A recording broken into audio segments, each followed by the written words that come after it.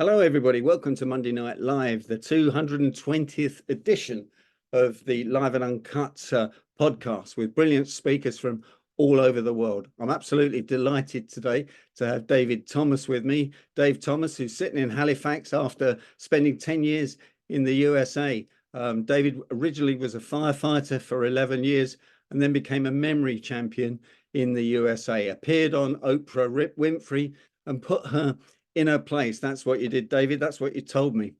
David is a Yorkshireman. He's a blunt Yorkshireman, which is a bit like being a Texan in America with our friend Tim Durkin, who's on today. Dave, thanks for joining us. It's a real pleasure to have you with us. Give us a snapshot of David Thomas's life. David, you're muted. You're muted, sir.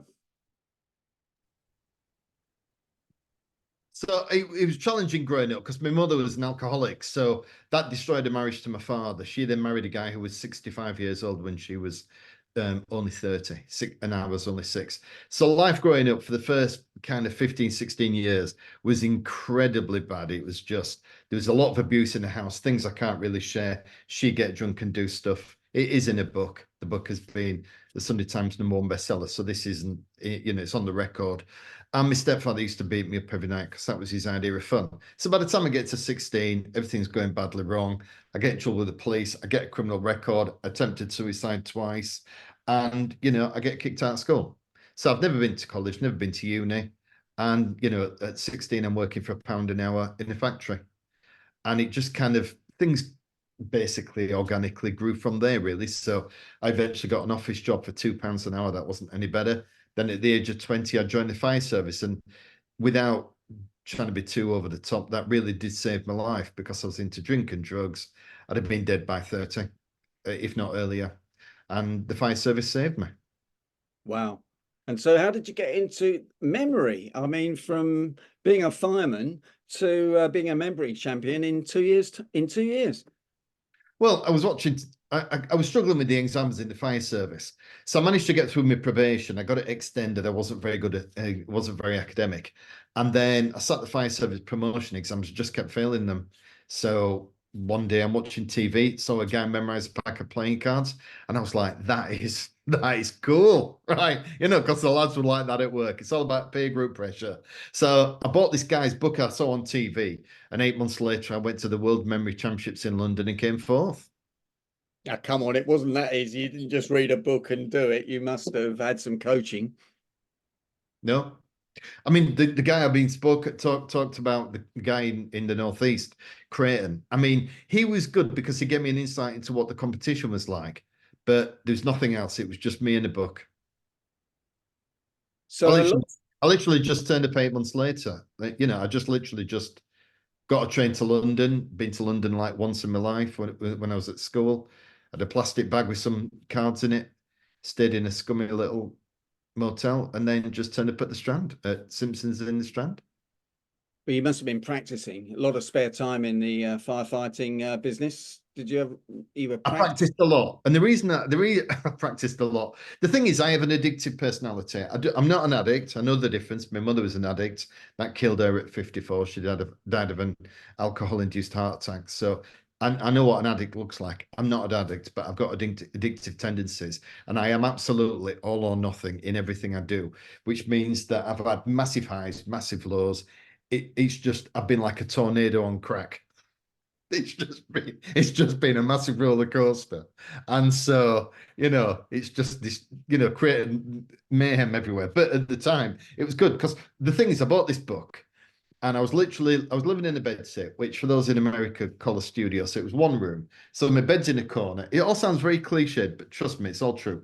And there's a kitchen sink, there's a kitchen outside, and this is it. I'm sat there in a moldy flat bedsit, and I read this book, and I have a go, and it shows me how to memorize 10 objects. And so I learned, I tested myself, I got 5. And then I did this technique and I could do all 10. And I was like, what the fuck has just happened? I just couldn't believe it. I'm like, when you just sat there going, I don't know what's quite, and so you're like, well, what else is in this book? So like, and then all of a sudden it was just like, then I couldn't stop doing it. And it was just like I was doing it 2-3 hours a day, because in the fire service in the UK, it's a cliche but true. Everybody has a part-time job. So the plasters or electricians or whatever. I didn't have a part-time job. So because I'd never learned any manual skills. So I was literally just sat there, and I'd just sit there and do it for 3 or 4 hours a day. And I just became very, very good very quickly. Through no natural skill. I have no natural gift for it at all. My brain was tested in 2002 at University College in London. It's exactly the same as anybody else's. So the number of connections, everything else is identical. It was just practice. And because there are no, it's not like going to the gym. I go to the gym, I can bench press 300 pounds. I can't go tomorrow and just decide I'm going to do 340, right? I'll crumble. And the things I may never do 340. And and we used to incremental progress. But the thing with memory is you could just have exponential progress. And so I went from not being able to remember 13 things on a fire extinguisher, which is one of the things in the fire service exam, to being able to remember 1,300 digits in a row in an hour. Did you have an inkling as a young man that you had a good memory, or was this just something that happened? No. Wow. Wow. My English has always been excellent because my mother made me read. My mother used to read voraciously, 3-4 books a week. And she used to go down to the public library and she'd go, you can get any book, but you're going to get a book. So back in the day, it was Billy Bunter's Grey Friars. So I read all the Billy Bunter books, and she just said, you can get any book, but you've got to read a book. So my English has always been good. Her English was flawless. So my English is excellent. Everything else is shit. Now, I looked at your YouTube video when you were on Oprah. That was quite something, wasn't it, with Oprah? And she tested you. And I saw you go through this routine of closing your eyes when you were recalling the memory. And you got everything right, which was great. But is that a routine you go through to visualize? Because I think it was dates of birth, wasn't it? Talk us through what she asked you. Yeah, she asked me to memorize 50 dates and birth of people in the audience. So, and then I had to remember the last 50 Oprah shows. And then she would give me the name of somebody in the audience. They stood up and I had to say what date of birth they had. So for a memory guy, it wasn't overly taxing, although they did put me under pressure. So I went to Chicago to go on the show. There were 2 things I had to learn, which I've just said. One of them they gave me the night before. So I got to the room, then they sent me the stuff, and I had to learn it the night before. The other one I had to learn on the morning, which is interesting. And that was nice because what ended up happening is they filmed in the afternoon at the Oprah show. So I got taken to the studio in the morning and I was on my own, and it was great. So I'm in a little mezzanine area in the entrance, near the entrance of the show. I'm stood on there waiting for a runner to come and get me. And Oprah walked out of a door, and she's like on her own. There's no bodyguards. It's her building, And she looked at me and she went, "Who are you?" And I went, "My name's Dave." And I went, "Who are you?" And she went, "I'm Oprah." I went, "I know, love, seeing you on TV." And she just burst out laughing, right? Because nobody takes the piss out of Oprah. She thought that was hilarious. And so she went, "What are you doing?" I said, "What would you think I'm doing? I'm coming on your show. I won't be here for anything else, would I?" She goes, "What are you talking about?" And I said, "Memory." She went, "That's really interesting." So we had a big chat about it, and she was amazing. Because my experience of having met a lot of famous people, and you will have, Derek, is that if people can get there on talent alone, like say footballers or musicians, they can be right across the spectrum from being, understanding the value of people around them to being incredibly selfish because they don't need anybody else. But somebody like Oprah didn't get there on talent alone. She got there on people buying into her mission. I mean, it's like a village, is this set of studios. It's just enormous. So I went there and I got tested. And I mean, I shut my eyes because it just helps me focus and concentrate, really. Yeah. That was it. Wow. And now, come on, give us a little bit of practice now. Some of us are on this show are in the second part of our lives, about halfway through, hopefully. What tips can you give us for improving our memory? And the second question is, do we lose memory? Or someone told me that you never forget anything. It's always in there, but it's the recall that's the difficult part of it. Well, improving your memory just comes down to one thing, and that's using imagination. So because we have a perfect imagination. If I describe to you this house, you can imagine it. Might not look like the real thing, but you can imagine it. So we have a perfect imagination, can imagine anything. So what you do is you take the abstract and turn it into an image. So for example, the way I did numbers was number 15 was Albert Einstein. Just, you don't have, you're muted, but put your hand up if you can tell me why. If you think you've worked out why, 15 is Albert Einstein. So we've got one person. So the reason it's 15 is because the first and the fifth letters in the alphabet are A and E. Wow. So 23 is Billy Connolly, Bill Clinton, 42 is David Bowie.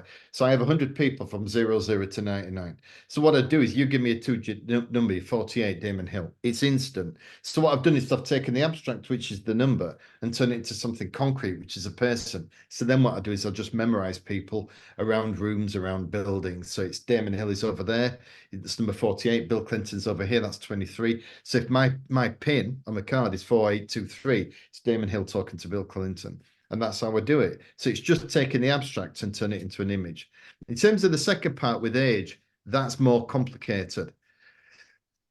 The way the brain works is it's almost the same as the rest of the body. The problem is the older we get, the less that we use it. So when you talk to somebody who's 60, 90% of people who are 60, and this won't apply to you because you've got an unusual group, but 90% of people who, if you say to them, what does the future look like? There's one word coming out of their mouth: retirement. And then when you go, well, what are you going to do? And you go, well, I'm going to spend more time with the grandkids and I'm going to do this and this. What they don't do is sit there and say, I'm going to do a degree. I'm going to sit there and learn something that's really, really complicated. And so the challenge is the older we get, the less that we do.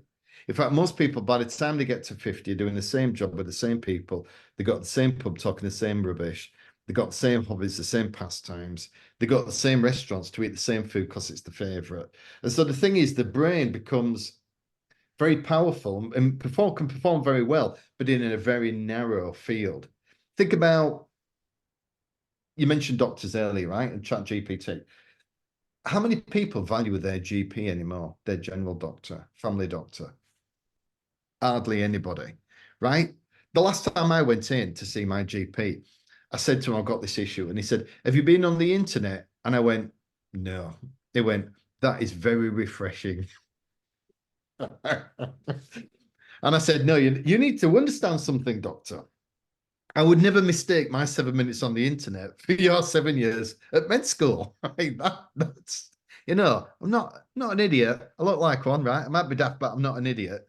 And so the thing is that, but would you value a brain surgeon? Yeah, of course you would. We've got this show on at the moment, Surgeons, right, on BBC, and they're just filming surgery. It's compelling viewing. They're going in and they're yanking it out. It's amazing. It's just, but GP, it's like, no, it's all right, mate. I'll go on the internet. I've got ChatGPT. I'll sort myself out.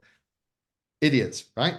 And so the thing is that the problem is that, we become, brain surgeons are valued more because we've got a narrower field. And what I always find interesting with this surgeon program is how many surgeons are in the room for one piece of surgery, because they're so specialized. So what we do is, as we go through our career, it starts here in our 20s, having a bit of fun, throw everything at the wall, see what shit sticks. And then it gets narrower, narrower, narrower, narrower. And then you get to 50 or 55 and you become you become brilliant, but in a really narrow field. And if you're not there, you're kind of struggling. And so the thing is, the older we get, the less that our brain works across the spectrum. And so the less that we do. And people say, well, I'm going to have a go and I'm going to learn this, I'm going to do that. But we don't, because when there's not the external pressure of work in particular, we're like water. We take the path of least resistance. Well, I don't think that's people on here, because people on here are very keen to learn. So which is great. So we are the exception. Now, I also read that you fell out with Eamon Holmes on a TV program on GMTV. What was that all about? Well, I've been shafted on TV more times than I can care to imagine. It's just awful going on TV because it's so fast moving, and you turn up and they just change stuff. See, you're chatting to a researcher on the phone. By the time it's gone through 15 different layers, you get to the producer and everything else. It's all just changed. And the only time they absolutely did what they said they were going to do was Oprah, believe it or not. So when you go on American TV, what happens is, or every person knows the questions. So that's why when you see your favorite comedian on Jay Leno, or Leno's not on anymore, but on the Tonight Show, you know, Fallon, any of those guys, they all know what the questions are. So they get prepared and they come out with these wonderful, you know, wonderful comments, and they all look great. Over here, that doesn't happen. So what happens is, it doesn't matter who it is. So when Emily Maitlis, you know, it's on Netflix at the moment, when she interviewed Prince Andrew, he didn't know the questions. She told him, I'm not telling you the questions. When Tom Cruise went on Michael Parkinson, and this is great, right? Well, I think it's great. Some of you might not agree with this, but I'm going to say it anyway. So he went on there, Michael Parkinson challenged him about Scientology. And he said, well, he said words to the effect of it. It's all just a bit crackers, isn't it? And Tom Cruise wasn't used to being spoken to like that, but he didn't. And Tom Cruise was like, "You're right," because he wasn't expecting it, so he didn't know what to say. So that's why TV in the UK just looks a bit more edgy than it does maybe than chat shows in the US. But the problem with me on GMTV is I got invited to go on this show. It's national TV. It's 7:30 in the morning. There's 2 million people watching it. It's live. It's up in the northeast, right? So it's at Gateshead at the Metro Centre. So normally it's in the studio. And so I go up there and I say, right, what are you going to ask me to do? We're going to ask you to memorize a pack of playing cards. I'm like, happy days, I could do that. And so I got them to agree, give me the pack, introduce me at 7 and give me the pack of cards, and I'll do it at 28 minutes past. So I've got 28 minutes to memorize a pack of cards. I can do it in, 90 seconds at a push when I'm at home. And I'm like, right, so that's what we'll do. So what they do is, right, they give this pack of cards to somebody in the audience to hold on to. And I'm like, I need the cards. Anyway, we just walk away from the audience. And then we sit down on the sofa, and the woman, and I just went, I'm getting the cards. And so the interview, and they were, oh, we'll give them to you later. So they give me one single solitary minute. They just shafted me, completely shafted me. How did you deal with it? So what I did was I did it really slow because I thought I'll let them run out of time. So what I did was they gave me the pack. I thought, right, I'm not going to get through all pack. So what I did was I learned like first 15 or 20, the last 15 or 20, because they're not going to ask me any in the middle. So I started and I just go, yeah, it's a jack of clubs. And second one, I think that might, and I've just slowed the whole thing down. So they're getting anxious now because it's going too slow. Anyway, she just went, so just tell me the last three. And I went, yeah, the last three are bum, bum, bum. And so it looked like I knew the whole pack, but I didn't. But they did me wrong. And it's been, honestly, I swear to God, it's just been like that. Every time I've appeared on TV, apart from Oprah. So Dave, did you get cross with them afterwards, or did you just leave? Oh, no, you don't. Well, what's the point in getting cross? You have the definition there. You are the definition of chopped liver. So in the UK, for those that don't know, we have this phrase: is you chop liver. It means you're just a filler. They have no interest in you at all. Plus, I mean, they're never going to invite me back on. I'm a nobody. I'm not famous. I've got no pull. So you just swallow it and leave. And then in the future, what you do. So what was interesting with Oprah got in touch. Well, she didn't. Oh, by the way, just a really good, the best thing about going on Oprah is, how do you think I got on, Derek? I've got How do no you think I idea. got on the biggest TV show in the world? I've got no idea. Sorry. Just emailed him. Right. So I went on to, because I was sat there going, because I've always been a moonshot guy, right? Ever since I was a kid. And I was like, so I sat there and I thought, I've done a bit of TV. What do I want to do? I want to go on the biggest TV show in the world. What's the biggest one? It's got to be Oprah, right? So I literally just went Oprah.com 2002. And I found an email, sent an email off. 18 months later, I got an email back saying, we're doing this thing on Record Breakers. Do you want to come on the show? Have you got any footage? So I see a phone number at the bottom. So I phone them up and I go, my name's Dave. You just sent me an email. What's it about? Guinness Record Breaker thing.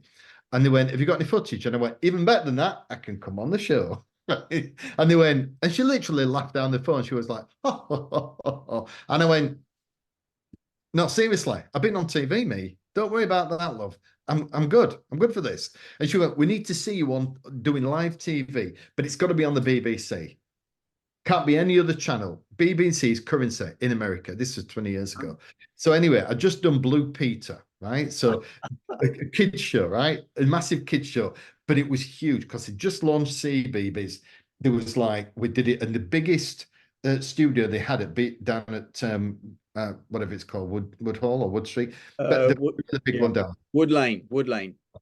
And so we did it, and there was like 500 kids in the audience. I've memorized all the names and dates of birth. I got tested, I got it right. It was a great show. So anyway, she said, "You got to get me a copy of this." So anyway, I got this footage, and so I met a guy in a Halifax car park on a Sunday morning, gave him a VHS tape back in the day, and 18 hours later, I got a phone call saying, "If you can be here on Wednesday, you can come on the show."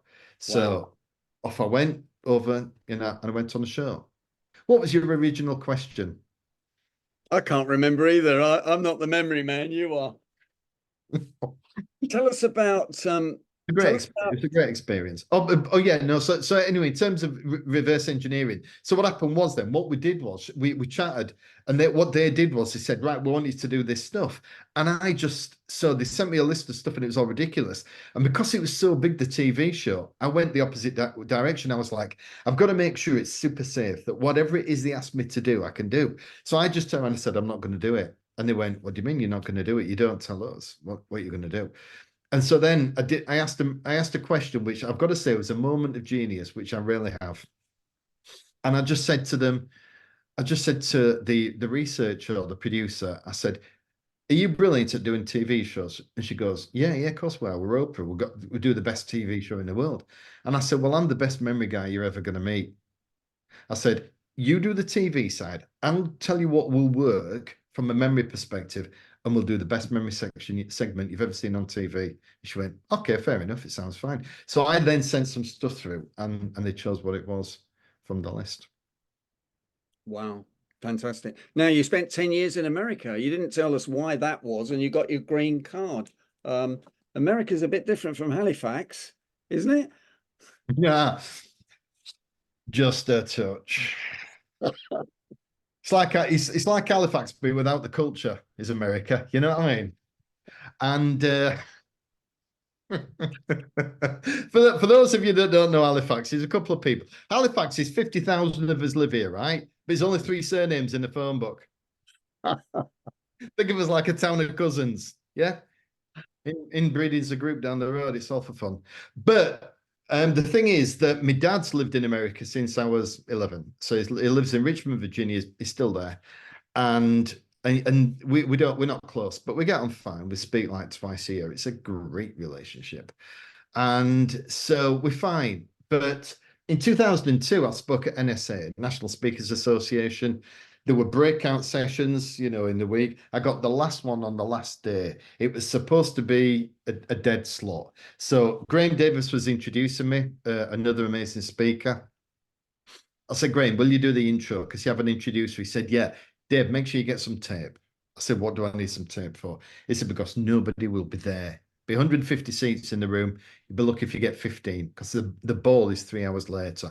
I'm like, thanks very much. So I forgot to get some tape. So Graham was like, you're killing yourself, mate. Well, standing room only. We had 170 people in the room. It was just magical. And so from that, I managed to get a contact that then meant I spoke in Vegas in 2003. So I spoke at Paris, 2,000 people. All the big hitters were there from NSA. I got to know those guys. First time I'd spoken outside, apart from NSA. And I was like, when you sit there and you go, I want to live in America. How hard can it be? Right? So what I did was I came back from Vegas and I just phoned a green card lawyer in London, Nicole. And she'd only just started out on her own. And I said, I want a green card. And she went, you do know how hard it is. And I went, well, let's have a go, see how far we get. Now, I'm going to tell you something now, Derek, that's going to make you laugh your bollocks off, right? Because when you get a green card, there's all different categories. But then there are some for people who are like musicians and scientists, right? And what it's called is alien of extraordinary ability. Right?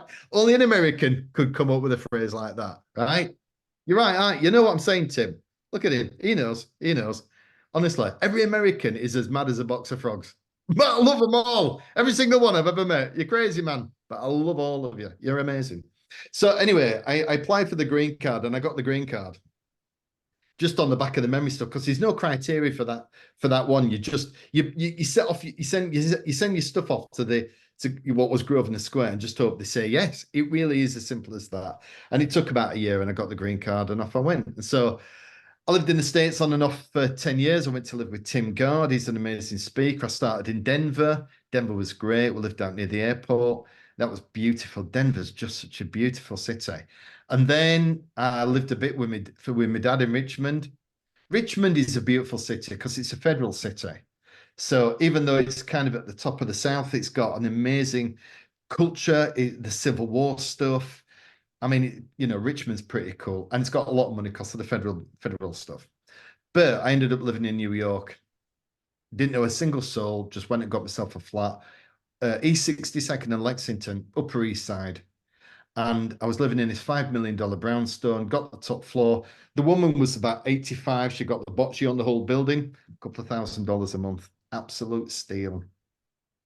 And being a single guy living in New York before the crash was incredible. And I left the month of the crash. I was outside Lehman's when they all came out with the boxes. Wow. A mate of mine phoned me up and he went, "You need to get down to Lehman's. You're going to see something that is a moment in history." We all just stood there and watched them coming out with boxes. And I came back for personal reasons. I had 3 kids here. So I was going over there for 3 or 4 weeks, coming back for 3 or 4 weeks. And I was chasing 2 rabbits and catching neither. So I came home. Wow. And now you teach CEOs to speak better, give good presentations, and get over their nerves and come across much more confidently. What's your secrets for doing that, Dave?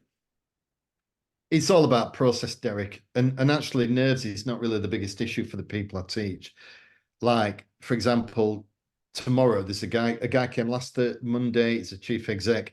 He's in Zurich tomorrow. He's speaking to 60 people, 30 billionaires, family officers, and 30 chief investment officers. So we just sit down, we go through his talk. He was slightly nervous, but he felt a lot more confident when we finished.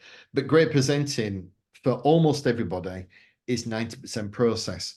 Just understanding you need a great start. You've got to get out of the blocks quick. Nobody's got any attention span anymore.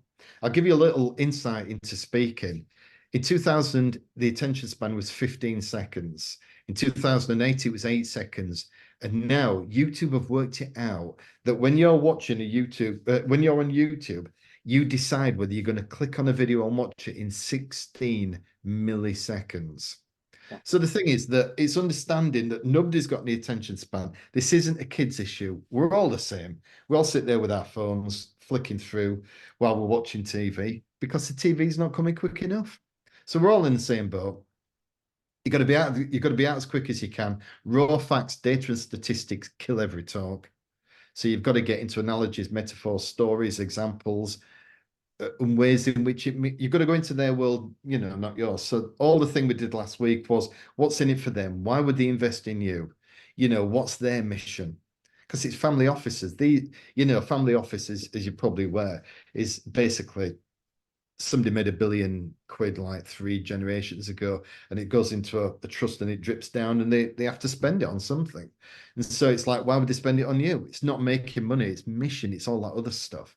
So last week it was about give them some stats, but tell them what's in your heart. Well, Dave, we're nearly out of time, so it's an absolutely fantastic presentation. What's one last tip you're going to give me for improving my bandwidth on my memory? The golden rule is do something that's hard. The harder it is, the better. So it's not we're all results oriented people. So we're always going to want, if we learn a foreign language, we want to be able to speak it. We want to be able to put a sentence together. If we learn to play music, we want to be able to play a piece of music. But I'm afraid it's the age-old adage, it's the journey, not the destination. The harder it feels, the better. So the big ones are chess, music, And the reason why is because they use more parts of the brain. So it's chess, music, dance, art. Those are the big four. So, and foreign languages. Learn any of those, coming on Derek Arden's live and uncut chat show on a Monday night. That's clearly got to be the secret. David Thomas, can I thank you so much for coming on? And can I ask members of Monday Night Live to give David the usual round of applause? You're on gallery view. David, thanks very much. Will you stay on and join us for a few questions afterwards? Any questions at all? Love to answer questions. Well, if you're watching this on YouTube or you're listening to this on the Negotiators podcast, if you enjoyed it, please like it. Please sign up for the channel. And if you want to get in touch with David Thomas, Google David Thomas and the Memory Man, and up it will come. There's a few David Thomases around in the world, I saw, David, but not people with an outstanding memory. Thanks for joining us. It's been a real pleasure. Thanks, Derek. Cheers, mate.